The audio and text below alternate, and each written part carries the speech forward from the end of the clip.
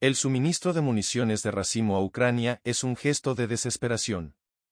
Y la incapacidad ante el fracaso de la contraofensiva, así lo expresó la portavoz de la Cancillería rusa María Zaharova.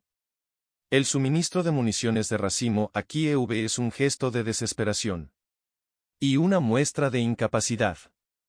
Al del fracaso de la pregonada contraofensiva al proveer este tipo de armas, Washington será, de hecho, cómplice de las actividades de minado del territorio y compartirá plenamente la responsabilidad de las muertes causadas por las explosiones, incluidas las de niños rusos y ucranianos. Mientras tanto, se informa que las Fuerzas Armadas de Ucrania lanzaron más de 120 ataques contra la provincia fronteriza rusa de Belgorod. En paralelo, la República Popular de Donetsk se registraron en 2 horas más de 40 misiles lanzados por Kiev. Se informa sobre varios heridos en ambos territorios de Rusia.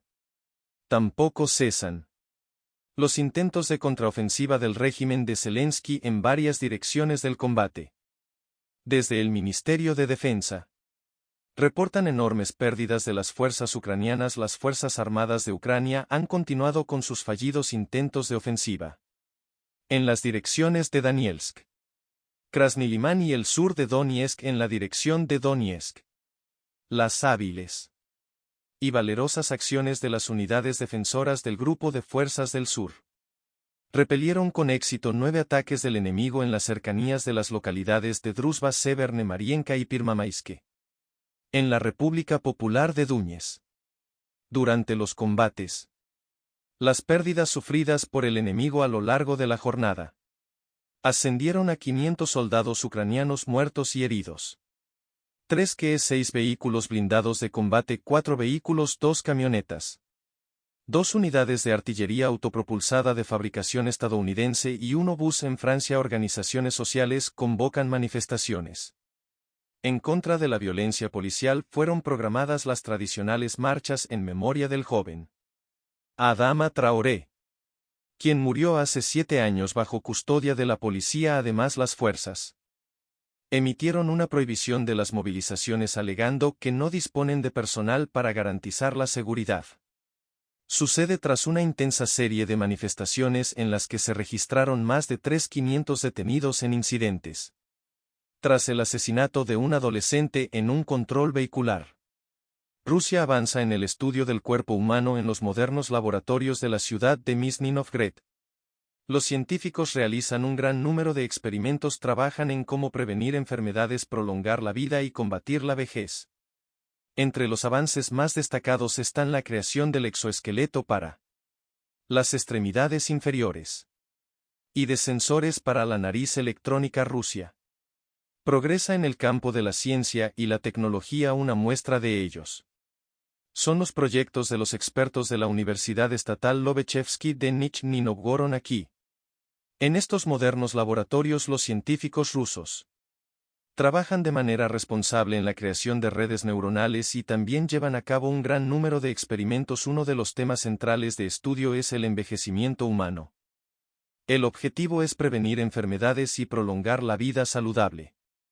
A muy restrapo teleacromnacalis hemos desarrollado una gran cantidad de métodos para determinar la edad biológica. No solo inmunológica sino también cognitiva, es decir, sobre nuestro cerebro. También creamos modelos que se centran en el envejecimiento cardíaco. Por su parte, los químicos avanzan en el desarrollo de una nueva generación de detectores para una nariz electrónica, cuyo fin será garantizar seguridad. Los investigadores afirman que este aparato será indispensable para la alerta temprana de amenazas biológicas y químicas. Este sensor se ve así. También se utiliza para el monitoreo ambiental, la industria alimentaria y la atención médica. Los creadores dicen que el dispositivo es 10 veces más sensible que el olfato humano. La nariz electrónica, en primer lugar, puede identificar sustancias más dañinas en mayores concentraciones. En segundo lugar, funciona bajo diferentes condiciones y temperaturas allí donde la nariz humana no lo puede hacer. Además, los especialistas de la institución crearon un dispositivo destinado a la rehabilitación de personas con serias afecciones En el aparato locomotor, que se puede controlar con el pensamiento, se desarrolló un exoesqueleto. Para las extremidades inferiores le permite a una persona con paralización del tren inferior levantarse, sentarse y moverse. Además decidimos hacer un sistema de control interfaz neuronal. Los científicos utilizan lo más avanzado en tecnología en los laboratorios de física. Se investiga y trabaja en la creación de memory stores, componentes electrónicos que imitan el funcionamiento de las neuronas cerebrales, y ahora la implementación de tecnologías de inteligencia artificial. Necesita supercomputadoras y una planta de energía. Estos sistemas de cómputo paralelo serán pequeños y compactos. Se pueden montar en robots. En algunas interfaces neuronales, estas son las tecnologías del futuro de la inteligencia artificial. Ya se está convirtiendo en una inteligencia artificial híbrida. El desarrollo de este tipo de tecnología es una prioridad en el país. Su demanda es cada vez mayor. Después de todo, sin ciencia no hay futuro. Según un informe de Naciones Unidas, los precios internacionales de los elementos disminuyeron un poco más del 20% de forma interanual. Mientras tanto, el mundo avanza hacia una distribución más equitativa en la concentración de los países productores. En este sentido, el bloque BRICS se abre paso en nuevos mercados para el comercio de granos y bueno. Efectivamente, el liderazgo de Estados Unidos como principal exportador de maíz en el mundo se está viendo amenazado por un gran competidor, y es justamente del bloque BRICS, como tú lo anunciabas, y se trata de Brasil, que tras un importante acuerdo comercial con China lidera en la proyección de las cifras para el periodo 24 de julio a julio de cada año, con 57 millones de toneladas de producción de maíz exportado versus la proyección de Estados Unidos, que cae otra vez a esta ocasión a los 54 millones de toneladas, que ocurre con otro de los principales productores y exportadores de cereales, en este caso en general de granos, para el periodo 2022-2023 ha alcanzado un récord histórico de 60 millones de toneladas. El hito anterior había sido alcanzado en el periodo 2017-2018.52 millones de toneladas. Claro, cifras prepandemias que logra superar pese a toda la coyuntura que se enfrentó durante ese periodo. Pero ¿qué ocurre a su vez con la India? Seguimos hablando de parte de los países miembros del BRICS. Ellos están tratando de crecer. En materia de la exportación de arroz partido, explicar un poco el background en términos de política interna. Ellos tienen la prohibición. La prioridad, la política pública, es satisfacer primero la demanda interna y luego evaluar si exportan. Y en este sentido están evaluando exportar, por ejemplo, a varios países, entre ellos Senegal, Gambia e Indonesia del continente africano sudeste asiático, a entregar esas autorizaciones para poder exportar. Claro, dos partidos que, dicho sea de paso, según organizaciones internacionales, podría ser uno de los alimentos que podría escasear durante las siguientes 2 décadas. Ahora me pregunto cómo toda esta situación impacta en los precios internacionales. Si no solo tú te lo preguntas, sino los consumidores de cada uno de los hogares, que tras la pandemia principalmente han visto cómo la inflación ha afectado el consumo diario, y de ello hace cuentas justamente este organismo de Naciones Unidas, y ha sostenido que el índice de desprecio de los alimentos ha caído claro durante el último periodo, justamente por estas disyuntivas que se generaron producto de la logística a efectos de la pandemia. Pero se mantiene la vulnerabilidad en los mercados internos en términos prácticos. ¿Qué significa esto? Que los precios a nivel internacional están bajando desde los productores, pero a nivel interno el consumidor final sigue pagando un precio elevado por esos alimentos, y para hacer cuenta de ello, dar una solución, China podría jugar un rol fundamental, puesto que buscan ejercer firmemente este multilateralismo para poder garantizar a la seguridad alimentaria, y esto es algo muy importante. Y es que China es uno de los grandes importadores de estos alimentos, además de otros productos. Pero busca tratar de satisfacer también esta demanda interna con producción interna.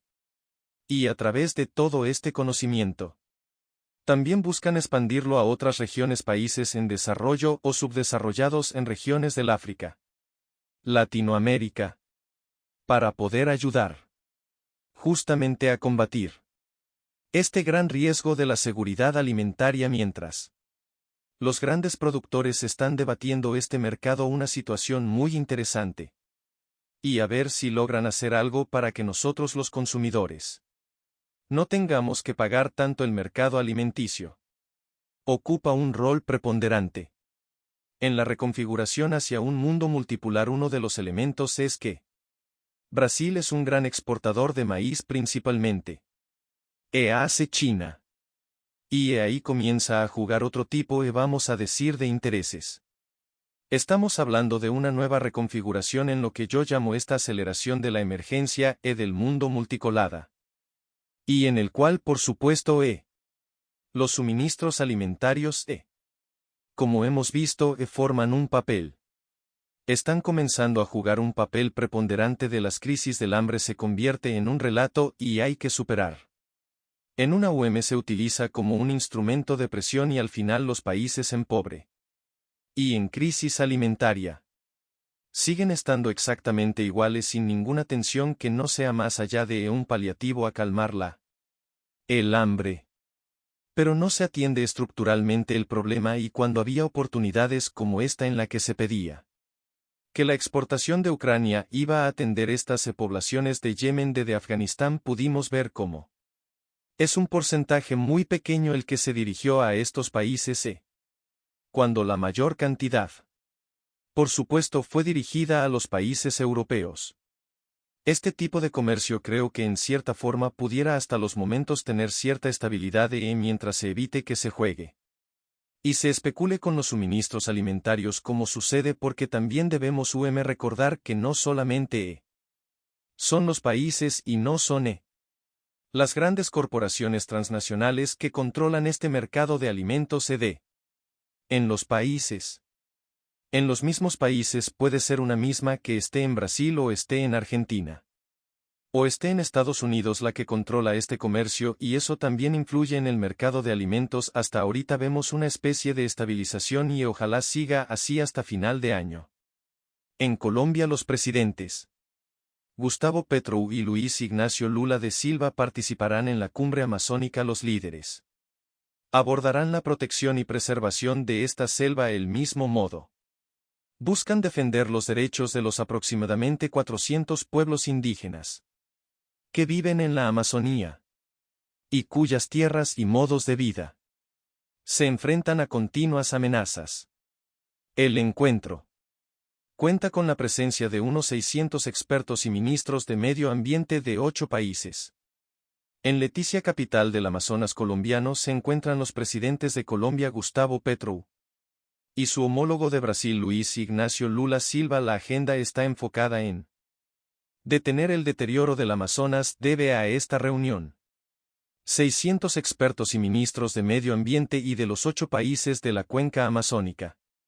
También atenderán temas de la Amazonía. Junto a ellos habrán delegados de Bolivia, Ecuador, Guyana, Perú, Surinam y Venezuela, además de representantes de los pueblos indígenas, organizaciones no gubernamentales, sociedad civil, académicos, científicos, sectores productivos y cooperantes. Expertos refuerzan las razones de este encuentro con los impactos que durante años han afectado al pulmón del mundo. El aumento de los niveles de deforestación, la multiplicación de iniciativas ilegales, diputación de tierra y su destinación económica para la minería, extracción de madera y pecuaria, entre otras cosas, significó un grave atentado en contra de la vida y de los derechos de los pueblos indígenas y las comunidades tradicionales. Y bueno, el caso Yanomami se trascendió el espacio mediano. No todo eso compromete las intenciones de lo pactuado por muchos gobiernos del mundo en promover acciones para contener el cambio climático, lo que involucra ciertamente todo el planeta. Los temas que discuten y giran en torno a evitar alcanzar el punto de no retorno en la Amazonía. Mediante estrategias conjuntas que garanticen la integridad del ecosistema, detengan la acción y el uso destructivo de la tierra, espacio además sagrado. No solo para el oxígeno del planeta, sino para las miles de comunidades indígenas que habitan los más de 6.000 km de la Amazonía. Así, a grandes rasgos, funciona de la agenda. Sin embargo, el experto consultado por ese medio propone puntos que no pueden dejar de lado en ese encuentro. ¿Cuál es la prioridad? Y cómo esta prioridad se articula con los demás puntos. Se habla mucho en desarrollo sostenible.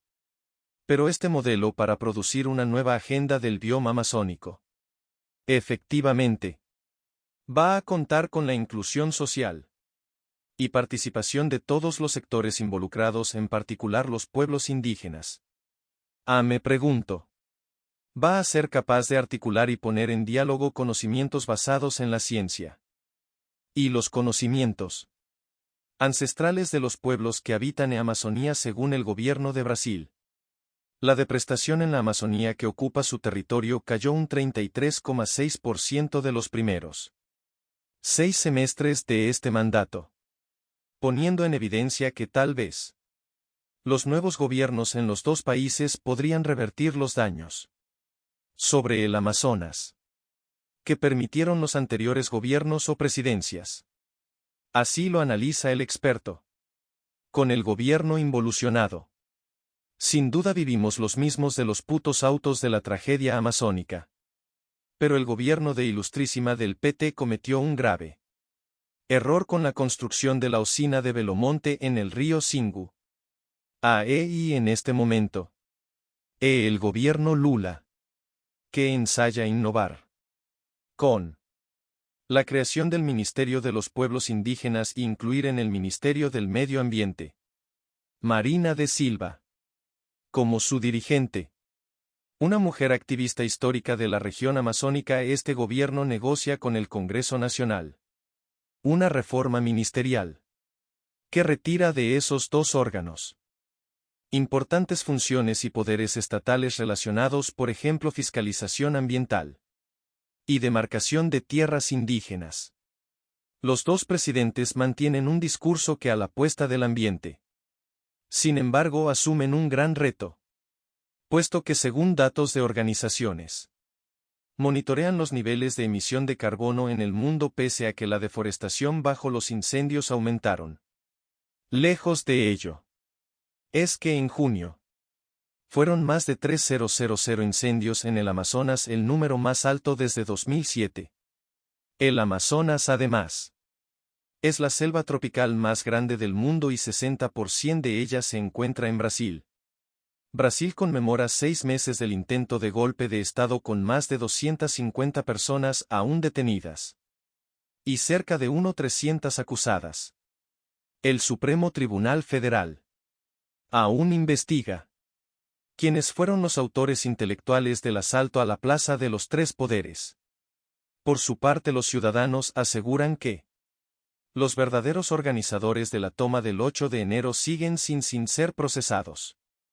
Además, los brasileños advierten de que los golpistas no dejarán de luchar contra el gobierno. Michel de Mello nos cuenta más. Brasilia, 08 enero de 2023. Una manifestación opositora había sido convocada para las 2 de la tarde en la explanada de los ministerios.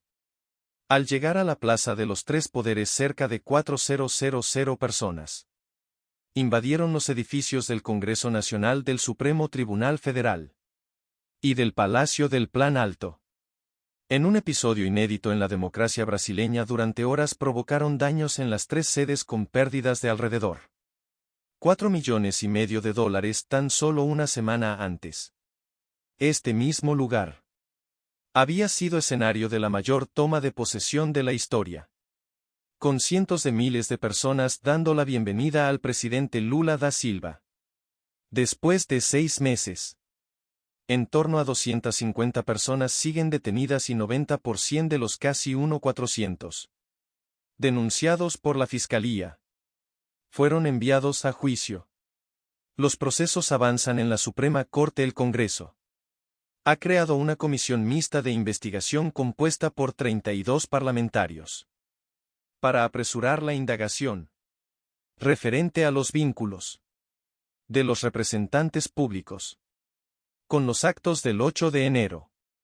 Hasta la fecha, el ex jefe de la Policía Militar del Distrito Federal y el antiguo ministro de Justicia, Anderson Torres, permanece bajo custodia. El caso también provocó la primera dimisión en el gobierno Lula, la del general González Díaz, del cargo de titular de Seguridad Institucional. Las investigaciones demuestran que las fuerzas de seguridad ignoraron informes de inteligencia. En sus testimonios ante los tribunales, algunos asaltantes cuentan que quería una intervención militar para impedir el avance del comunismo en el país. Basket Ben Spirin Sky fueron dos matrices. Hay dos matrices de opinión. Un lado más militarista, con cierta nostalgia en relación con la dictadura, y una lectura de que las intervenciones militares fueron cruciales en la historia de Brasil.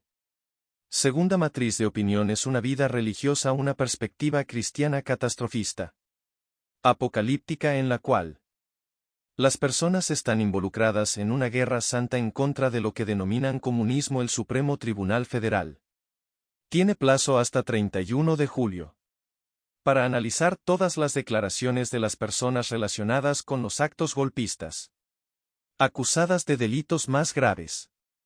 Y el Congreso tendrá hasta finales de noviembre para ofrecer su evaluación sobre las responsabilidades acerca de los crímenes cometidos. Crímenes que quedarán para siempre en la memoria de los brasileños. La expansión de la minería legal en Perú amenaza a los indígenas. La comunidad Abajón Cumpanam denuncia que estas actividades vienen provocando la contaminación del medio ambiente y sus fuentes de alimentación. Señalan que en la búsqueda de oro a menudo se utiliza mercurio, lo que representa un riesgo. En el contacto con las aguas del territorio también alertan sobre la presencia de organizaciones ilícitas que generan enfrentamientos con los pueblos originarios, mientras que las fuerzas del orden no tienen ningún control sobre la zona desde el gobierno. No se han pronunciado sobre esta situación. Preocupa si en el futuro los niños y jóvenes tendrán una naturaleza sana debido a la contaminación. La consecuencia más frecuente es de que de aquí 15 años o 20 años, si los jóvenes van a contar con una naturaleza sana, digámoslo por decir, mucho tiempo en nosotros hemos vivido. Pero nosotros, los que hemos venido de un poco más atrás, y hasta ahora, ya sabemos que animales existe, por decir no, pero los jóvenes y los niños que vendrán mañana y pasado, ellos ya no verán los recursos, la fauna completa y la flora completa no, y además la gran consecuencia es de que si nosotros consumimos como nosotros somos hombres sobrevivientes de la misma zona, del mismo río donde existe. No nosotros, cada vez nuestro desayuno, almuerzo, cena, nosotros nunca hemos ido a comprar en el mercado de repente a por agua, por Lima, por otras zonas, no, sino que nosotros. Nuestro mercado es el monte, el río. Nosotros vivimos de la caza y de la pesca, entonces cada vez por nosotros. Ya necesitamos la alimentación, vamos a ir al río. Cuando consumimos los pescados vamos a perjudicar, vamos a estar contaminados por plomo, por acnio, digamos, no todos los desechos que están botando eso, la contaminación. Vamos a nosotros. Vamos a estar alimentando. Después nuestra consecuencia. De aquí nosotros vamos a salir perjudicados y además contaminados. Vamos a estar enfermando en contaminación, y los niños que van a tener